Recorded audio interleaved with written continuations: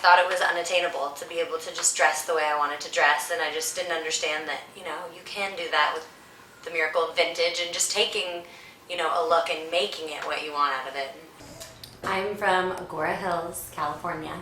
It's basically the suburbs outside the valley, inland of Malibu, so grew up on the beach a lot. I always liked to dress up, for sure. I had a pretty fabulous New York grandmother who always had furs and lots of jewels and everything, and she always spoiled me with clothes and stuff. She was probably one of, you know, my early inspirations of like seeing that glamorous past, and she always played old movies for me. Yeah. I started to vintage shop when I was in 9th or 10th grade. I had a friend in a class, and she had come from Santa Monica, and she was like, I gotta take you to the Jet Rag dollar sale. And sure enough, a couple weeks later, she took me to the dollar sale, and that's where my craziness kind of started. Yeah, I've just, over the last, even 2 or 3 years, I've fallen more and more deeply in love with the 40s and 50s. I feel like I kind of found my place of what I love. This is Runaround Sue. She got that name because we bought her in Sparks, Nevada, and so she had to run around 500 miles before she actually got all the way home to us. And I saw this top in the same thrift store over and over the course of 6 months, and I kept contemplating, like, do I buy it? Do I not buy it? And dumb, it should have just gone, and I should have gotten smacked in the face. But no, I went back one day and finally bought it for like $1.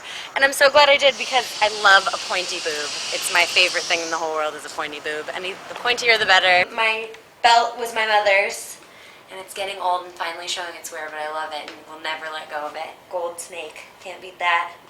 My shirt's vintage. My bustier was my mom's also. She had some flair back then. My engagement ring is vintage, 50s, and I think he got it at just like an antique jeweler. This dress, I got at Wasteland, so I guess I do shop at some stores sometimes, but it's very vintage. It's homemade. If you look at all like the layers and the seams and stuff. My arm necklace I got the Silver Lake Farmers Market. They had a little stand of flea market jewelry. This woman who sells at all the locals, and it was an R for Ron, my man. I have my little showgirl headpiece. I got that about 4 years ago. I don't know why, I loved peacock feathers at the time, of course. Okay, so this one was done by my good friend Jamie's boyfriend. It's Wanda Jackson. She's a really incredible rockabilly singer from the 50s. I love her. She's now like 74 years old, and I went and saw her live a couple years ago, and I'm a singer, so she does inspire me, and if this was like almost similar to that fashion turning point I had when I was young. I saw her live, and it was the greatest show I had ever seen, and she was 72 years old, and she like brought the house down, and we danced our asses off, and I was like, I need that woman's name tattooed on my neck. My jeans / overalls are Gray Ant. They're kind of old friends of ours. And the top is vintage. It was my half-sister's grandmother's. These are stripper shoes. They're Pleaser. I think they were vintage though when I got them. I think I got this for like 30 bucks or something, and I think it has little wear over time, but I just love it, and I love the color and the cut. If I could have a whole closet full of them in every color, I would.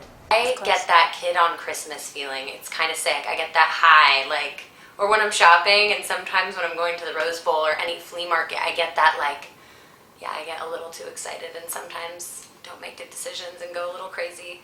My fiance hates it, but I get that high, like, really excited feeling, you know? But I love it, and I'm passionate about it, so I don't think there's anything wrong with it. It makes me happy.